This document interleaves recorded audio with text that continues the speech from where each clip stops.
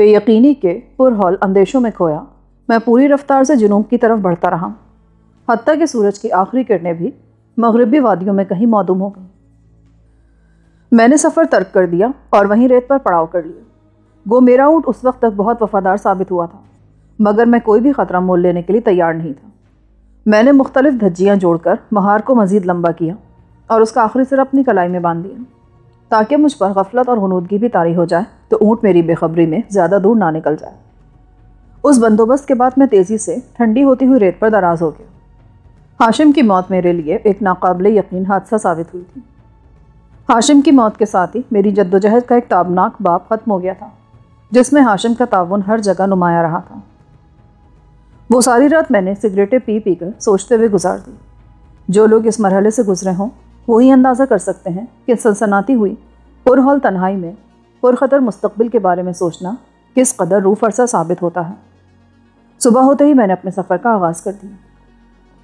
جبل صوف سے نکلے مجھے تیسرا دن تھا، لیکن ریت کا ایک یکساں سمندر دیکھتے دیکھتے میری آنکھوں میں درد رہنے لگا تھا۔ وہ صحرا اس اعتبار سے عجیب و غریب تھا کہ وہاں فضا میں پرندے تک پرواز کرتے نظر نہیں آتے تھے۔ چوتھے روز شام کے وقت مجھے پہلی بار صحرا کے افق پر کسی آبادی کے حوالے نظر آئے۔ وہ میرا ابتدائی تاثر تھا، مگر بعد میں مجھے یہ گمان بھی ہوا کہ کہیں وہ کسی ویران بستی کے کھنڈرات نہ ہو۔ اس روز میں نے سورج غروب ہو جانے کے بعد بھی اپنا سفر جاری رکھا۔ ایک ٹھکانہ سامنے آ جانے کے بعد ٹھہرنا بے سود تھا۔ اندھیرا ہونے کے بعد مجھے یہ دیکھ کر خوشی ہوئی کہ ان آثار میں روشنیاں ٹمٹمانے لگی ہیں۔ میں نے تن تنہا صحرا نوبی کا ایک خطرناک حصہ بخیر و عافیت عبور کر لیا تھا۔ کچھ دیر بعد ذہن میں خیالات کی منفی رو نے سر ابھارا تو میں نے اونٹ کو روک لیا۔ آبادی کے آثار اس بات کی نوید ضرور تھے کہ میں نے صحرا میں انجم شماری کا مرحلہ طے کر لیا تھا، لیکن صحرا سے آنے والے ایک مسافر کی حیثیت سے کسی بھی آبادی کا رخ کرنا میرے لیے پرخطر ثابت ہو سکتا تھا۔ صحرا عبور کر کے تنہا کہیں پہنچنا خود کو دوسروں کی توجہ کا نشانہ بنانے کے مترادف ہوتا، اور ہر شخص یہ جاننے کے تجسس میں مبتلا ہو جاتا کہ آنے والا کس افتاد کے تحت لق و دق صحرا کو تنہا پار کرنے پر مجبور ہوا تھا۔ وہ کون تھا؟ کہاں سے آیا تھا؟ جبکہ میرے پاس ان سوالوں کا کوئی جواب نہ ہوتا اور میری خاموشی یا مبہم جوابات سے ایک ہی نتیجہ خز کیا جاتا: لوگ مجھے قانون سے بھاگا ہوا کو مجرم سمجھ کر تفتیش کے لیے مقامی حکام کے حوالے کر دیتے۔ میرے لیے ہر دو صورتیں ناقابل قبول تھیں، لہٰذا میں نے بستی کے پہلو سے گزر کر آگے نکل جانے کا فیصلہ کیا۔ سمت کی تھوڑی سی تبدیلی اور رفتار میں اضافے کے بعد آدھی رات کے قریب میں ان روشنیوں سے محفوظ فاصلے سے گزر گیا۔ وہ کوئی چھوٹا سا دیہی قصبہ تھا جس کا طول و عرض خاصا محدود تھا۔ رات کے 2 بجے مجھے سامنے سے ایک ٹرک کا شور سنائی دیا اور میں اونٹ پر سے اتر کر اس کے گزرنے کا انتظار کرنے لگا۔ ٹرک کی روشنیوں سے اندازہ ہوا کہ میں ایک سڑک سے چند فرلانگ دور رہ گیا تھا، لہٰذا میں نے اپنے اونٹ کی نکیل میں بندھے ہوئے سارے چیتھڑے الگ کر کے اسے پیار سے ایک طرف ہانکا اور خود آگے بڑھ گیا۔ میری جیب میں معقول رقم، زہریلی سوئیوں والی شیشی، خودکار پستول اور فاضل گولیوں کی صورت میں فوری ضرورت کی تمام اشیاء موجود تھیں۔ تھوڑی دیر میں تارکول کی بنی ہوئی ایک پتلی سی سڑک کے کنارے پہنچ کر ایک درخت کی اوٹ میں بیٹھ گیا۔ میرا ارادہ تھا کہ وہاں پوشیدہ رہ کر میں ٹریفک کی نوعیت کا اندازہ کر کے کسی سے لفٹ لینے کی کوشش کروں گا اور پھر آگے نکل جاؤں گا، مگر وہ سڑک میری توقع سے زیادہ ویران ثابت ہوئی۔ مجھے وہاں بیٹھے بیٹھے صبح ہو گئی، لیکن ٹرک کے بعد نہ کوئی سواری آنی تھی نہ آئی۔ اجالا پھیلنے سے پہلے میں پیچھے رہ جانے والی آبادی سے مخالف سمت میں سڑک سے قدرے دور ہٹ کر پیدل چل دیا۔ وہ کسی کار کے انجن کی دھیمی سی آواز تھی جس نے مجھے سڑک کی طرف متوجہ ہونے پر مجبور کر دیا، اور میں کنارے پر آ کر جھاڑیوں کی اوٹ میں دبک گیا۔ ہیڈ لائٹس کی متحرک روشنیوں سے یہ اندازہ تو ہو گیا کہ وہ کار آبادی کی طرف سے آ رہی تھی، لیکن دشواری یہ آن پڑی کہ روشن ہیڈ لائٹس کے باعث پہلے سے یہ دیکھنا دشوار تھا کہ کار میں کل کتنے افراد تھے۔ میرا ذہن تیزی سے سوچنے میں مصروف ہو گیا اور پھر میں پھرتی سے سڑک کے کنارے پر آ گیا۔ میں نے جیب میں ہاتھ ڈال کر پستول کی نال پر سے سیفٹی لاک ہٹا دیا تاکہ امکانی خطرے کی صورت میں اس سے کام لے سکوں۔ پھر جو ہی وہ کار سڑک پر نمودار ہوئی، میں نے خوشامدانہ انداز میں بےتابی سے فضا میں ہاتھ لہرانا شروع کر دیا۔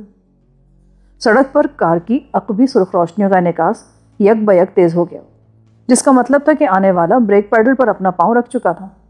اس قدر فوری رد عمل کے 2 ہی نتائج ہو سکتے تھے کہ کار میں صرف ایک ہی آدمی آ رہا تھا جسے فیصلے سے قبل کسی سے مشورے کی ضرورت نہیں تھی، اور اگر کار میں زائد افراد تھے تو ان میں وہی سب سے برتر اور تحکم پسند تھا جو اسٹیئرنگ وہیل پر موجود تھا۔ میرے قریب آ کر کار رک گئی اور میرا داہنا ہاتھ جیب میں رنگ گیا۔ کیا بات ہے؟ کار کی کھڑکی میں سے ایک عمر رسیدہ سوڈانی نے سخت لہجے میں دریافت کیا۔ میں نے دیکھا کہ کار میں اس کے ہمراہ 2 خواتین بھی موجود تھیں، جن میں سے ایک اگلی سیٹ پر اس کے ہمراہ براجمان تھی۔ معاف کرنا، میں جلدی میں دیکھ نہیں سکا کہ تمہارے ساتھ کار میں عورتیں بھی سفر کر رہی ہیں۔ اس سے کوئی فرق نہیں پڑتا۔ اس کا لہجہ نرم پڑ گیا۔ لفٹ چاہیے یا خیرات؟ جو مل جائے۔ جانا کہاں پر ہے؟ نہ جانے کہ وہ میرے ساتھ اپنا وقت برباد کرنے پر آمادہ تھا۔ میں اس سوال پر بوکھلا گیا کیونکہ مجھے سوڈان کے بارے میں کوئی علم نہیں تھا، مگر بات بناتے ہوئے بولا، اگلے قصبے میں اتار دینا، آ جاؤ۔ پھر اس نے عربی میں اپنے ساتھ والی عورت کو پچھلی سیٹ پر جانے کی ہدایت کی۔ وہ تابعدارانہ انداز میں نیچے اتری اور پچھلی سیٹ پر جا کر بیٹھ گئی۔ میں نے اگلی سیٹ سنبھال لی اور کار چل پڑی۔ کہاں کے رہنے والے ہو؟ کچھ دیر کے توقف کے بعد اس خراٹ بوڑھے نے باتوں کا سلسلہ چھیڑ دیا جو میرے حق میں مضر ثابت ہو سکتا تھا۔ یمن، جنوبی یمن۔ عرب ہو کر بھیک مانگتے ہو؟ یہ کام تو ہندیوں کو ہی زیب دیتا ہے، صورت سے بھی مسکین لگتے ہیں۔ ہندی یہاں بھیک مانگتے ہیں؟ کثرت سے ملیں گے۔ اس نے ڈیش بورڈ سے سگار نکال کر میری طرف بڑھاتے ہوئے کہا، اسے ذرا سلگا کر دو۔ مگر ان کا یہاں کیا کام؟ میں نے اس کے ہاتھ سے سگار لیتے ہوئے سوال کیا۔ موقع مل جانے پر میں اسے ہندیوں ہی کے بارے میں مصروف رکھنا چاہتا تھا تاکہ اس کے سوالات کا رخ میری ذات اور مصروفیات کی طرف مبذول نہ ہو سکے۔ بڑے ولد الحرام ہوتے ہیں، غیر قانونی کاغذات پر پیسہ بٹورنے لیبیا چلے آتے ہیں، اور جب وہاں والے درے مار کر باہر ہانک دیتے ہیں تو سوڈان میں گھساتے ہیں۔ ان کے تو یہاں آنے اور بھیک مانگنے کا جواز ہے، مگر تم کیوں بھیک مانگ کر عربوں کے نام پر بٹا لگا رہے ہو؟ میری کوشش برابر ثابت نہ ہو سکی اور وہ دوبارہ میرے بارے میں سوال کر بیٹھا۔ یمن بھی خاصا مفلوق الحال ملک ہے، مگر تم جیسے ہٹے کٹے کو تو ہر کوئی ملازمت پر رکھ لے گا۔ میری کہانی خاصی طویل ہے، کیا یہ بہتر نہ ہوگا کہ ہم خواتین کی موجودگی میں اس موضوع پر بات نہ کریں؟ ان کی پرواہ نہیں کرو، یہ ہر قسم کی گفتگو سننے کی عادی ہیں۔ میں تو انہیں تمہاری محرمات سمجھ رہا تھا۔ تم مجھے ٹالنے کی کوشش کر رہے ہو، مجھے اپنی باتوں کا جواب چاہیے۔ تم غلط سمجھے، میں سب کچھ سمجھ رہا ہوں۔ مجھے بتاؤ کہ تم کون ہو اور اتنی صبح سڑک پر کیا کر رہے تھے؟ وہ میری بات کاٹ کر غرایا۔ میری ریڑھ کی ہڈی میں ہزاروں چیونٹیاں رینگنے لگیں۔ اس کا لب و لہجہ میرے لیے خطرے کی گھنٹی سے کم نہیں تھا۔ تمہارا رویہ توہین آمیز ہوتا جا رہا ہے۔ جو بھی صحیح، مگر تمہیں مجھ سے اس لہجے میں بات کرنے کا کوئی حق نہیں ہے۔ میں نے لفٹ دی ہے تمہیں، تو پھر اتار دو مجھے۔ سنو دوست، تم بھکاری نہیں ہو، میں نے بھی ایک عمر گزاری ہے اور آج تک کسی بھکاری کو تم جیسا خوددار نہیں دیکھا۔ چلو اچھا ہوا کہ اب دیکھ لیا، نہ دیکھتے تو حسرت لیے دل میں ہی مر جاتے۔ یہ کہہ کر میں نے پھرتی سے پستول نکال لیا۔ وہ عورتیں جو بھی رہی ہوں، مگر آتشی اسلحہ بخوبی پہچانتی تھیں۔ پستول کی جھلک دیکھتے ہی دونوں کے حلق سے بے اختیار چیخیں نکل گئیں، خاموش رہو۔ ادھیڑ عمر پستول کو نظر انداز کرتے ہوئے دونوں عورتوں پر برس پڑا، پھر مجھ سے بولا، تو میرے شبہات درست ہی نکلے۔ گاڑی کی رفتار کم کر لو اور آگے جو پہلا موڑ آئے گاڑی اسی پر گھما لینا۔ میں نے پستول کی سرد نال اس کی گردن سے ٹکاتے ہوئے کہا، اسے دور ہٹاؤ، ایسا نہ ہو کہ بدحواسی میں تمہاری کو کانپتی ہوئی انگلی ٹریگر کو دبا دے۔ اس نے بے خوفی سے میرا ہاتھ پیچھے دھکیل دیا۔ مجھے اس کی بکواس پر خاصا طیش آیا۔ پہلی بات تو یہ تھی کہ وہ قطعی خائف نہیں تھا، دوسرے یہ کہ وہ الٹا میرا ہی مذاق اڑا رہا تھا۔ البتہ اس نے میری ہدایات ملتے ہی کار کی رفتار فوری طور پر کم کر دی تھی۔ یہ نہ سمجھنا کہ میں ضرورت پڑنے پر محض سوچتا رہ جاؤں گا، بعد میں تمہیں پچھتانے کا موقع بھی نہیں مل سکے گا۔ یہ بتاؤ کہ تم مجھے لوٹنا چاہتے ہو یا کسی کا خون کر کے چھپتے پھر رہے ہو؟ پہلے تمہیں لوٹوں گا، پھر تمہاری کھال میں بھوسا بھروں گا۔ لوٹنے کے لیے میرے پاس ان دو عورتوں کی آبرو کے سوا کچھ نہیں ہے، چاہو تو میں خود انہیں تمہارے حوالے کر دوں گا۔ یہ کیا بکواس ہے اسد، تم خامخواہ سے اکسا رہے ہو۔ پیچھے سے ایک عورت خوفزدہ اور غصیلے لہجے میں بولی، تمہاری پیشکش قابل غور ہے۔ میں نے عورتوں کو اس سے بدظن کرنے کے لیے خوش دلی کے ساتھ کہا، چند گھنٹے خاصے پرکیف گزریں گے۔ ہاں ہمیں اتار دو، ہم بھیڑ بکریاں نہیں ہیں جنہیں ان کی مرضی کے خلاف استعمال کیا جا سکے۔ پیچھے والی بوکھلا کر بولی۔ اسد غصیلے لہجے میں بولا، اگر اس نے مجھ پر ہاتھ اٹھایا نا تو تمہیں بھی نہیں بخشے گا، لہٰذا خاموشی سے بیٹھی رہو، ہم اس کے دشمن نہیں ہیں۔ میں عورتوں پر ہاتھ اٹھانا کمینگی سمجھتا ہوں؟ مجھے معلوم ہے کہ تم ان عورتوں کو میرے خلاف ورغلانے کی کوشش کر رہے ہو، اور وہ بھی تمہاری باتوں میں آ رہی ہیں، لیکن تم میرا کچھ نہیں بگاڑ سکو گے۔ موم لگا کر تمہارا مجسمہ محفوظ کروں گا۔ اس وقت تک تمہاری خیریت رہے گی جب تک بے چوں چرا میری بات مانتے رہو گے۔ اس کے بعد کار میں خاموشی چھا گئی۔ کافی دیر تک سفر کرنے کے بعد بھی کوئی موڑ نہ آیا تو مجھے تشویش ہونے لگی۔ اس سیدھی سڑک پر اترنے کی صورت میں میرا دوبارہ تلاش کیا جانا آسان ہوتا، محض اس لیے میں کسی موڑ کا منتظر تھا تاکہ کسی ذیلی راستے پر چند میل آگے جا کر ان سے الگ ہو سکوں۔ ان تینوں سے مجھے کوئی بڑا خطرہ لاحق نہیں تھا۔ اگر وہ شخص دستیار گوئی کا شکار نہ ہوتا تو شاید اسے الجھنے کی نوبت نہ آتی۔ میں یہ طے کر چکا تھا کہ ان تینوں کو بے ہوش کر کے کسی ویرانے میں چھوڑنے کے بعد کار لے کر روانہ ہو جاؤں گا، جسے کسی ایسے مقام پر چھوڑ دوں گا جہاں سے ٹرین کے ذریعے درمان یا خرطوم کا رخ اختیار کیا جا سکے۔ اسد ہوش میں آنے کے بعد اپنی کار کی چوری کی رپورٹ درج کراتا تو میرا نام بتانے سے قاصر رہتا، البتہ مسلح لٹیرے کے طور پر پولیس کو میرے حلیے سے ضرور آگاہ کر دیتا، جسے میں بآسانی تبدیل کر سکتا تھا۔ میرے جی میں آئی کہ اسد سے راستے کے بارے میں سوال کروں، لیکن اس طرح وہ سمجھ لیتا کہ میں ان اطراف میں اجنبی تھا، جبکہ میں اسے اپنے بارے میں کم سے کم معلومات فراہم کرنا چاہتا تھا۔ وہ دونوں عورتیں سکوت سے اکتا گئی تھیں اور انہوں نے سرگوشیوں میں باتیں کرنا شروع کر دی تھیں۔ میں بظاہر بے خبر رہتے ہوئے ان کی مدھم آوازوں پر کان لگائے بیٹھا رہا۔ یہ جان کر مجھے خوشی ہوئی کہ وہ میرے خلاف کوئی سازش نہیں کر رہی تھی، بلکہ میرا اور اسد کا موازنہ کرنے میں مصروف تھی، اور ان کی رائے میرے حق میں تھی۔ پھر دو رویا درختوں کے درمیان ایک طویل موڑ گھومتے ہوئے اچانک ہی کسی آبادی کے آثار نظر آنے لگے، اور میں چوکنا ہو گیا۔ یہ کون سی آبادی آنے والی ہے؟ ابو حمار۔ میں نے تمہاری ولدیت نہیں، آبادی کا نام پوچھا ہے۔ اور دونوں عورتیں خوفزدہ ہونے کے باوجود بے ساختہ ہنس پڑیں، کیونکہ اسد نے جو کچھ کہا اس کا مطلب گدھے کا باپ ہوتا تھا۔ مجھے نہیں معلوم۔ اپنی ولدیت؟ میں نے اسے سلگانے کے لیے کہا، اور عقبی سیٹوں سے اس مرتبہ پھر بلند آہنگ قہقہے پھوٹ پڑے۔ وہ دونوں عورتیں واضح طور پر مجھے دوستی کی دعوت دے رہی تھیں، مگر میں انجان بنا ہوا تھا۔ اسد نے بریک لگا کر جھٹکے کے ساتھ کار روک دی۔ تم اترو اور دفع ہو جاؤ۔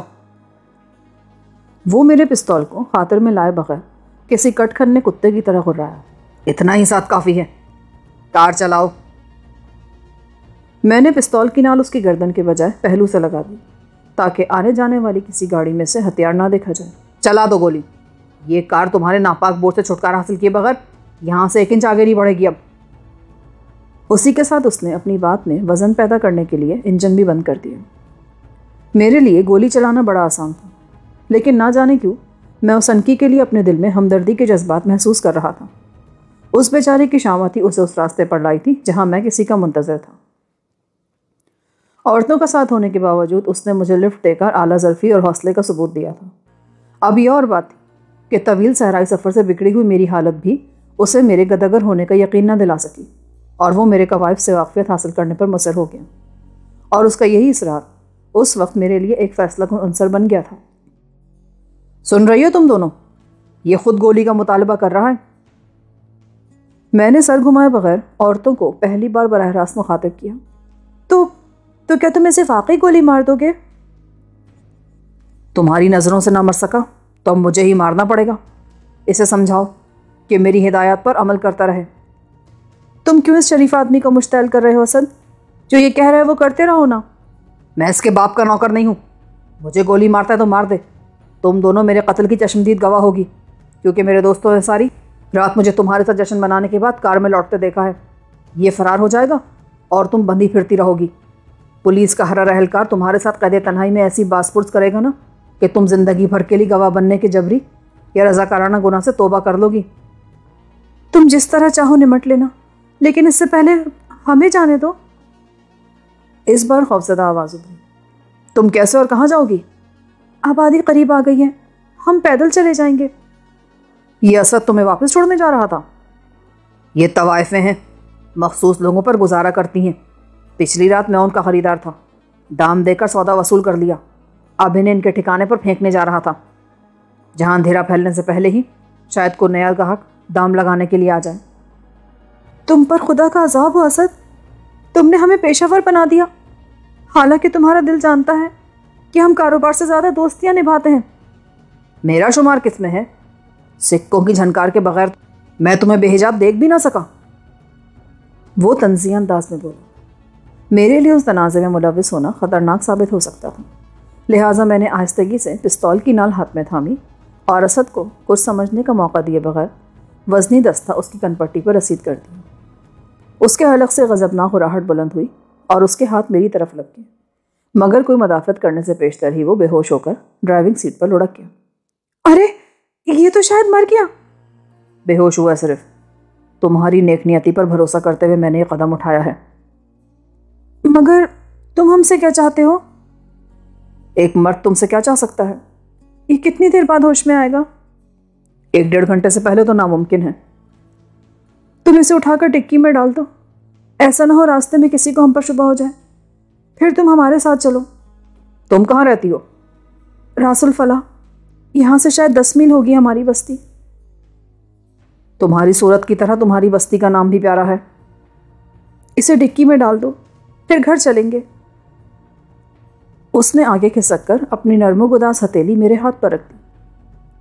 اس سڑک پر ایک بے ہوش قیدی کے ساتھ زیادہ دیر تک رکے رہنا خود میرے لیے محتوج تھا، لہٰذا میں دروازہ کھول کر نیچے اترا اور کار کا نصف طواف کر کے ڈرائیونگ سیٹ کے سمت میں پہنچ گیا۔ اسد کے بھونڈے جسم کو اپنے کندھے پر لاد کر میں ڈکی کی طرف گیا تو یہ دیکھ کر سخت الجھن ہوئی کہ اس میں چابی لگانے کے لیے نہ کوئی سوراخ تھا اور نہ ہی ڈکی کھولنے کے لیے کوئی بٹن لگا تھا۔ پہلے مجھے خیال آیا کہ کہیں لڑکی کی ہتھیلی کا لمس میری بینائی پر اثر انداز نہ ہوا ہو، لیکن جب ایسی کوئی چیز نظر نہ آئی تو میں واپس ہو لیا۔ اس وقت دوسری لڑکی سیٹ پھلانگ کر ڈرائیونگ سیٹ پر آ چکی تھی۔ کیا ہوا؟ ڈکی شاید خودکار ہے، ڈیش بورڈ پر کوئی بٹن تلاش کرو جو اسے کھول سکے۔ لاؤ چابی مجھے دو، سوئچ آن کیے بغیر شاید بٹن کام نہ کرے۔ میں نے چابی اسے دے دی جو اس نے سوئچ میں لگا کر گھما دی۔ ڈیش بورڈ کے خانے میں تیل اور بیٹری چارجنگ کی 2 سرخ بتیاں جل اٹھیں۔ ڈکی کا سوئچ تلاش کرنے میں کوئی دشواری پیش نہیں آئی، مخصوص بٹن دبتے ہی ڈکی کا ڈھکن بے آواز اوپر اٹھ گیا۔ میں نے کار کے عقب میں جا کر بے رحمی سے اسد کو ڈکی میں ڈال کر اس کے ہاتھ پیر یوں سمیٹ دیے کہ وہ ڈھکن بند کرنے سے زخمی نہ ہو، پھر ڈکی بند کر دی۔ عین اسی لمحے یک بہ یک کار کا انجن بیدار ہوا اور اس سے پیشتر کہ میں کچھ سوچ سکتا وہ کار برق رفتاری کے ساتھ آگے بڑھ گئی۔ میں کسی احمق کی طرح سڑک پر کھڑا اس کار کو تکتا رہ گیا۔ میرا دل چاہ رہا تھا کہ دونوں ہاتھوں سے اپنا سر پیٹ لوں۔ اس وقت میں حقیقی معنوں میں عورت کے طلسم کا شکار ہوا تھا۔ دلکش آواز والی جتنی حسین تھی اس سے کہیں زیادہ چالاک ثابت ہوئی۔ میرا اعتماد جیتنے کے لیے وہ ایک سوچے سمجھے منصوبے کے تحت شروع سے میرے ساتھ لگاوٹ کا اظہار کرتی رہی، اور میں اس خوش فہمی کا شکار ہو گیا کہ وہ واقعی میری ذات اور باتوں سے متاثر ہوئی تھی، جبکہ وہ شروع سے ہی کسی ایسے موقع کی تلاش میں رہی ہوگی کہ مجھے جل دے کر اسد سمیت فرار ہو سکے۔ ان کی یہ حرکت میرے لیے اس قدر غیر متوقع تھی کہ میں جوابی کارروائی تو درکنار اس کا جواز بھی نہ سوچ سکا، ورنہ پھرتی سے کام لے کر اگر پستول سے کام لیا جاتا تو ایک یا دونوں عقبی ٹائروں کو ناکارہ کیا جانا خاصا آسان ثابت ہوتا۔ آبادی قریب تھی اور میرے ہاتھوں ادھوری زک اٹھانے والا لڑکیوں کے ساتھ جا چکا تھا۔ مجھے ڈر محسوس ہونے لگا کہ وہ عورتیں کہیں پولیس کے ساتھ فوراً ہی واپسی کا ارادہ نہ کر لیں، لہٰذا میں نے سڑک سے اتر کر تیز رفتاری سے ایک طرف بڑھنا شروع کر دیا۔ میں سڑک سے بمشکل 1-1.5 فرلانگ دور گیا ہوں گا کہ اچانک میرے کانوں میں کرخت سی گونج پیدا ہو گئی۔ میں نے سر گھمایا تو دل اچھل کر حلق میں آ گیا۔ 2 باوردی افراد جو یقینی طور پر پولیس افسران ہی معلوم ہو رہے تھے، طاقتور انجنوں والی موٹر سائیکلوں پر سوار سڑک سے اتر کر ہموار میدان عبور کرتے میری طرف بڑھتے چلے آ رہے تھے۔ ٹھہرو! ایک للکارا۔ اس وقت تک مجھ پر اپنی شناخت کے علاوہ کوئی سنگین جرم عائد نہیں کیا جا سکتا تھا، لیکن پولیس سے مقابلے کے بعد اگر میں زخمی حالت میں گرفتار کیا جاتا تو مجھے بدترین فرد جرم کا سامنا کرنا پڑتا۔ زہریلے تیروں والی شیشی کی کارکردگی گو مشکوک ہو چکی تھی، مگر پھر بھی وہ میرا بہترین ہتھیار تھی جو دوسروں کے لیے ہر شبے سے بالاتر ہوتی۔ لیکن پولیس افسران پستول سب سے پہلے اپنی تحویل میں لے رہے تھے اور مجھ پر بلا لائسنس ہتھیار رکھنے کا جرم بھی عائد ہو جاتا۔ اس وقت میں ایک ایسے کچے میدان میں تھا جہاں گھاس پھوس اور چھوٹی خضرا جھاڑیوں کے سوا کوئی جائے پناہ نہ تھی۔ میں نے ایک فیصلے پر پہنچ کر پستول ایک طرف اچھال دی، گولیاں بھی جھاڑیوں میں پھینک دی، پھر محض جگہ بدلنے کے لیے ایک طرف دوڑ پڑا۔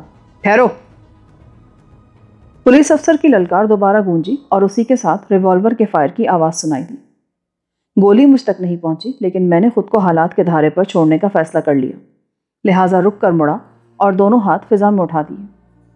دونوں موٹر سائیکلیں ناہموار کچی زمین پر اچھلتی اور غراتی تیزی سے میرے قریب آتی جا رہی تھیں، اور ان کا قرب لہجہ بلہجہ مجھے سیتا سے دور کرتا جا رہا تھا۔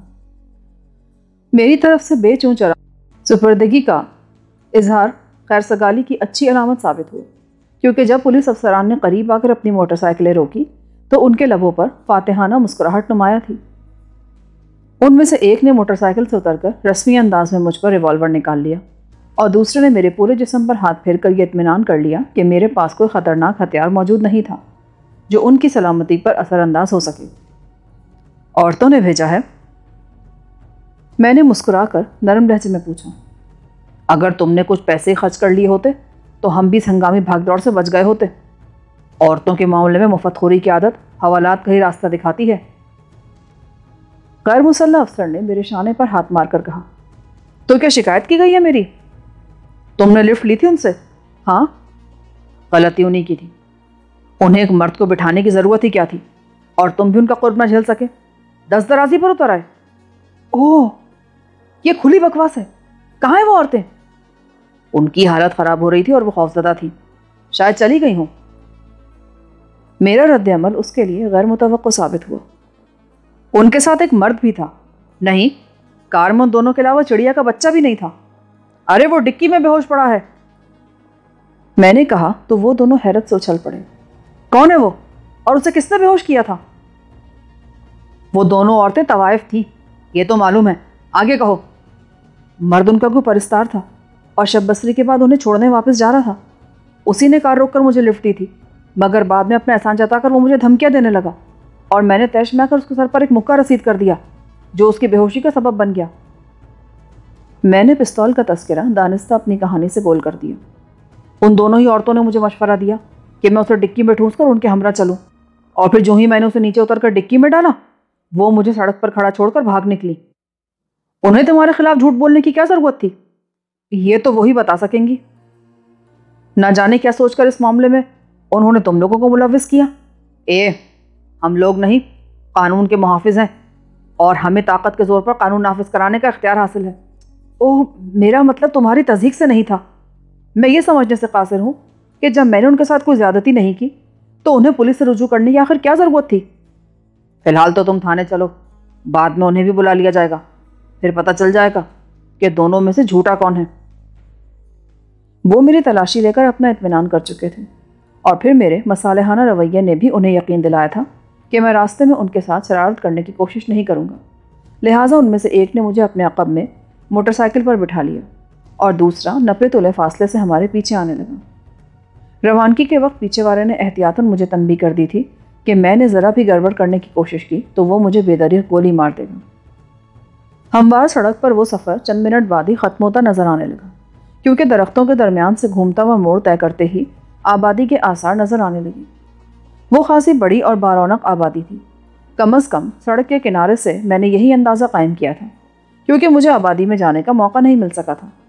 تھانہ لبِ سڑک ایک کشادہ عمارت میں قائم تھا، اور دونوں موٹر سائیکلیں یکے بعد دیگرے اس کے احاطے میں داخل ہو کر ایک سائیدار مقام پر روک دی گئیں۔ تھانے کے احاطے میں بھی خاصی رونق تھی۔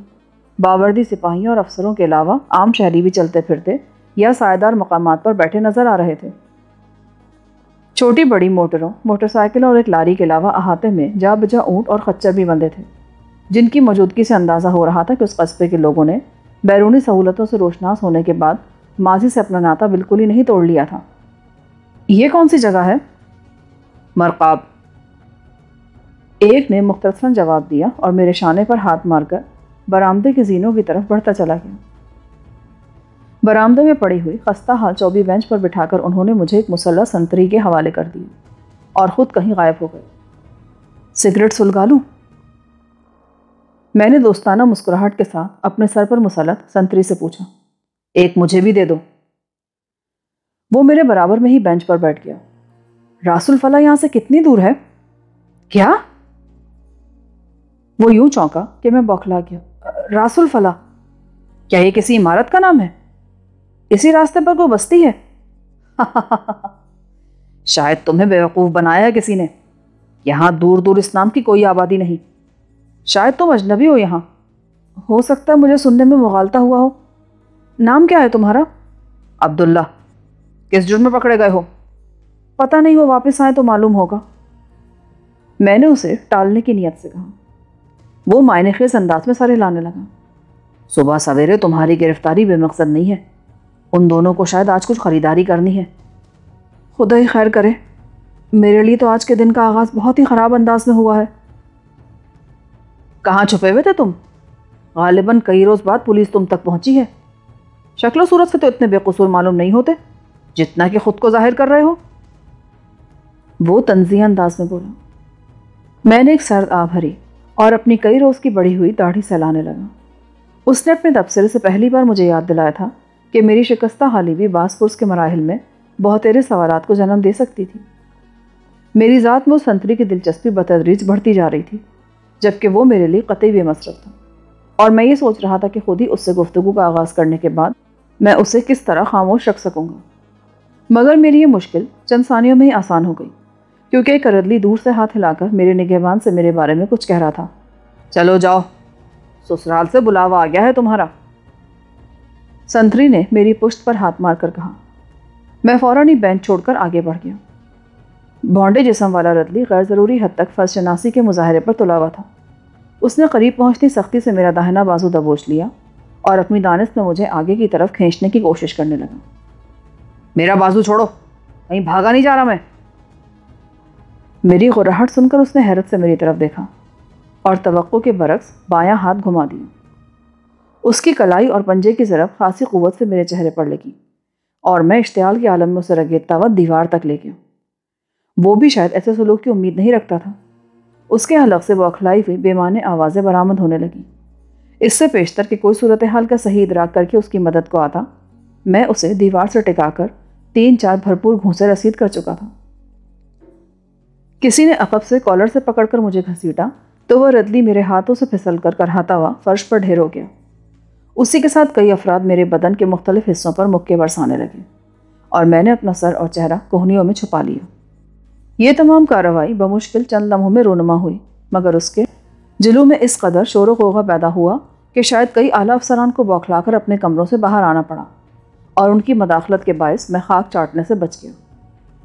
چھوڑ دو اسے، ایک کرخت مردانہ آواز گونجی اور مجھے اس وحشیانہ گرفت سے فوری طور پر نجات مل گئی۔ میرے سامنے سانولی رنگا تک گھنگریالے بالوں والا ایک لہیم شہیم سوڈانی پولیس افسر اپنے ماتحتوں کے ساتھ کھڑا ہوا تھا۔ اس نے کچھ کہے بغیر اپنے ہاتھ میں تھامی ہوئی بیت سے میرے بدن پر ضرب لگانے کی کوشش کی، مگر میں اچھل کر بچ گیا۔ میں اس کے ظالمانہ رد عمل کے لیے تیار ہو چکا تھا، لیکن وہ تحقیر آمیز انداز میں ہنس پڑا۔ اس بندر کی اولاد کو میرے کمرے میں لے کے آؤ۔ اس کے ہمراہ وہ دونوں افسران بھی تھے جنہوں نے مرقاب کے نوا سے مجھے گرفتار کیا تھا۔ وہ مجھے پھاڑ کھانے والی نظروں سے گھور رہے تھے۔ اپنے غسیلے رد عمل پر مجھے خود بھی ندامت ہو رہی تھی، کیونکہ گرفتاری کے وقت میں نے اپنے مصالحانہ رویے سے خیر سگالی کی جو فضا ہموار کی تھی وہ اشتعال کے سبب معدوم ہو چکی تھی اور میرے لیے مصائب کی ابتدا ہونے والی تھی۔ بیت والا قداور سوڈانی پولیس افسر شاید اس تھانے میں سب سے زیادہ با اختیار تھا، کیونکہ اپنے آراستہ دفتر میں اس نے نہایت باوقار انداز میں کرسی سنبھال لی تھی۔ میرے لیے صورتحال خاصی سنگین ہو چکی تھی، جس سے عہدہ برا ہونے کے لیے میں نے وہی راہ اپنانے کا فیصلہ کیا جو میرے ہاتھوں بے ہوش ہونے والے طوائفوں کے ساتھی نے ابتدا میں سمجھائی تھی۔ افسر اعلیٰ کا پہلا سوال میرے نام اور پتے سے متعلق تھا، اور میں نے بلا تردد اپنا نام احمد صالح بتا دیا۔ ٹھکانہ کہاں ہے؟ جنوبی یمن سے پیسہ کمانے لیبیا آیا تھا، انہوں نے پکڑ کر نکال دیا تو ادھر کا رخ کیا۔ سوڈان میں کب داخل ہوئے تھے؟ 18-20 روز ہو گئے ہیں، ویرانوں میں بھٹکتا پھر رہا تھا، آبادی میں داخل ہوتے ہوئے خوف آتا تھا، اور آج شہر کا رخ کرتے ہی پکڑا گیا۔ میں نے مظلوم لہجے میں کہا۔ یمن کا پتہ؟ اس نے سوال کیا اور دفتر کے گوشے میں بیٹھا ہوا منشی پینسل سنبھال کر میرے بولنے کا انتظار کرنے لگا۔ عدن میں جھوپڑیوں کی ایک بستی میں رہتا تھا۔ میں اسے اپنی بات کا یقین دلانے میں کامیاب ہو گیا۔